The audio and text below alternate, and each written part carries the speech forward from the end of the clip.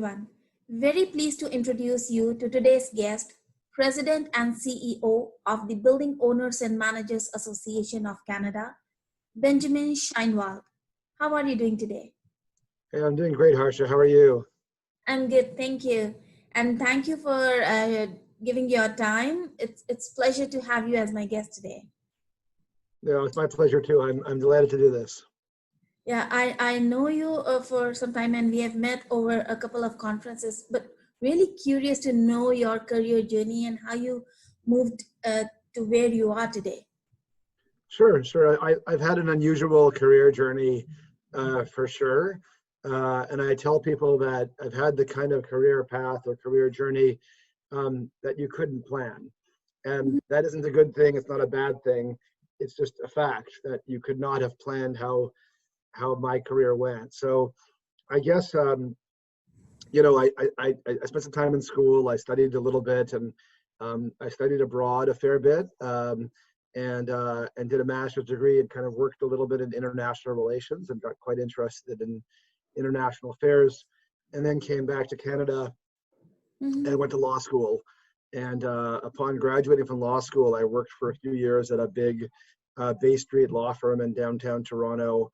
I found the work really wasn't grabbing me. It wasn't really what I enjoyed doing. And so after a few years of that, I moved to Ottawa. And in Ottawa, I worked at the Privy Council office, which is sort of the Prime Minister's department. It's really cool and interesting, and I enjoyed it a lot. I had different files there. And then I got headhunted and left Privy Council office and joined Canadian Jewish Congress. And so I worked for the Jewish community of Canada for 3 more years, and during which time I moved back to Toronto. And from there, I moved on to BOMA, and I've been at BOMA over 8 years. Actually, it's funny, I can hear my 8-year-old upstairs talking quietly, and I missed my interview for the job because it was scheduled while she was being born. So every time she's got a birthday, I've got a birthday at BOMA. Yes. Yeah, it's a very inspirational journey. How you carved your path out of law and then you moved to BOMA. Yeah, I tell people that I kind of live in this in-between space where business and law and policy and politics and communications and public affairs and all these things kind of meet where I live. And there's not really a name for it, but there's a whole bunch of us who do it, and I enjoy doing it a lot. Yes.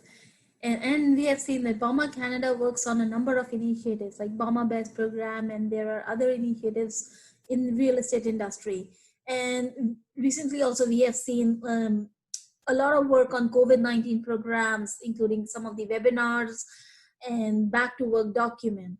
So tell us more about what are some of the initiatives that BOMA is working on with property teams when buildings are opening for work.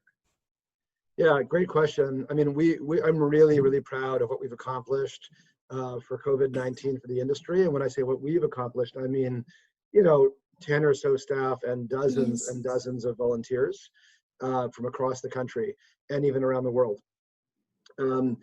We were really sort of well placed to respond to COVID because my predecessors and volunteers back in the day, people like Randall Rothbard and Cheryl Gray and others responded really well to SARS. I didn't even know of BOMA back then, but when SARS struck, BOMA Canada took a position by creating a pandemic guide. And so we were able to pivot quite quickly when COVID-19 broke out, and kind of almost in an unplanned way, but just sort of jumping right in. I guess we had sort of two or three signal achievements. I should say all of which you can see at www.bomacanada.ca/coronavirus in both English and French. And I guess the first thing we started doing is we started having these industry webinars, and depending on how you count it, the first webinar we'd ever done as an organization. We got going. I hosted it. And all of a sudden we started getting people emailing us saying, we can't get in, and we suddenly realized that we had we had a 500-person room and it was full. And we never in our wildest dreams. So we upped the room to 1,000 the next time, and the rest is history. And I guess, the short story there is that we've had this really, really successful webinar program, and you can watch all those webinars for free at that URL that I mentioned a moment ago. I guess the second big thing that we did, and again, this is through the work of just dozens of awesome volunteers, is put together a document called the Pathway Back to Work, which is currently in version 2. Version 3 is imminent. And it's like about a 60-page document about how to reopen a building when the time comes. Also, again, English and French, also available for free on our website, bomacanada.ca/coronavirus. And we just got wonderful kudos on that book, and the team worked really, really hard. And so, we got kudos from the C-suite across Canada. We got people in the States and Mexico and China and South Africa and on and on and on thanking us for the document. So that's a really big accomplishment, and it's making a huge difference. I know many companies, many major Canadian companies are using it as part of their plan. Yes. And I guess the third thing would be to sort of various odds and ends, a little bit of lobbying, a little bit of, some coordinating, lots and lots of resources on the website again. So, really touching base with our National Advisory Council to make sure that we're meeting their needs, that's the C-suite. So yeah, lots going on. We became a coronavirus organization overnight. Yes, and I've seen the resources. I've attended some of the webinars. Very useful information shared, and we'll mention the link in when we'll release this video on LinkedIn. But like so many thoughts given to the document, and then the tips and the information shared is easy to follow and really in line with the need of the hour. Yeah, thank you very much. Yeah, I mean, I agree. I think we did a great job of making it not just awesome content, but accessible. It's laid out beautifully. It doesn't feel, though it's 60 pages long. It's very readable. You can go straight to different topics. We actually have a checklist coming out right now, thanks to a partner of ours, where all the recommendations are put into one document, so you can quickly go through, check. Yeah, we're really proud of it. Yes. And you work closely with property teams and facility teams and industry leaders. So, and you have seen this with COVID-19, we have seen a lot of change in how we operate buildings. New systems and new tools and technologies coming up, more focuses on health and safety, and to achieve that, new sensors and new devices are being tried out in buildings. And we all know all this gives rise to cybersecurity threat. Because many of the devices lack the inbuilt security features in a race to go to market. Plus, many of the technologies are not tested and tried before in the building. So when it comes to cybersecurity, what do you see as the main issues facing property operations when these new tools and technologies and devices are coming up in buildings? Yeah, no, I think you put your finger on a big issue, and it's a double-sided sword, a double-edged sword, because on the one side of the sword you have the opportunity, the need, the pressure, the urgency, and the other hand you have the risk and all the challenges that come with these devices. And I think it's something that the industry has woken up to. I think a few years ago there was a lot of less comfort with a lot of a lack of maturity in the industry. I think the industry is maturing quickly.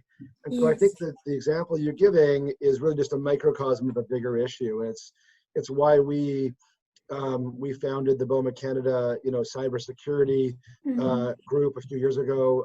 You were a part of that for a bit, and we have MNP and Genetech and Marsh and others helping us at the table. And it really was a way for a place for the industry to come and have these conversations. And so, I don't know that there's an easy answer to that, but I think that the first step is awareness and sensitivity. And the good news is that the industry is aware and sensitive to the fact that when you acquire, procure, and implement technology, you've got to do so in a cyber secure way. And the Yes. person who does that, procuring and maybe even installation, may not know how to do that, but they Mhm. at least should know to ask the question of the person in their company who does, Yes. because otherwise the consequences can be significant. Yes. And to this, the cybersecurity procurement guide for BOMA is really very helpful because it covers all these stages and how to incorporate cybersecurity at all these stages of a project life cycle. Yeah, thank you. Thank you. Yeah, the first year we put out a general cybersecurity guide, cybersecurity building operations guide. The second year we did, as you said, cybersecurity and procurement. We're just finishing up a guide this year on vendor management. Mhm. So cybersecurity and vendor management.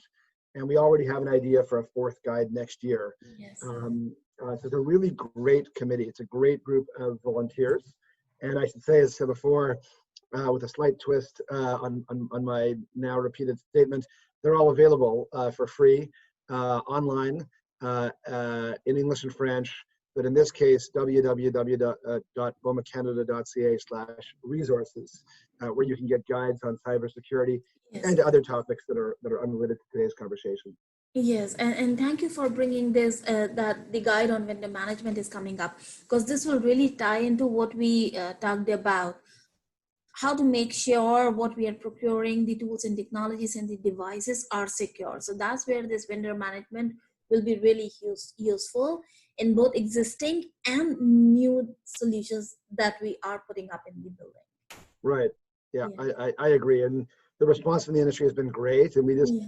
we try to tailor our work to where the interest and demand is. And I think that this is an area that the industry, recognizes it's made really Mhm. significant strides in the last few years, but still has a way to go. Yes, yes. And thank you, Benjamin. Thank you for sharing those useful insights. It's a pleasure talking to you. I really enjoyed it, Harsha. Thank you very much. Anytime. Thank you.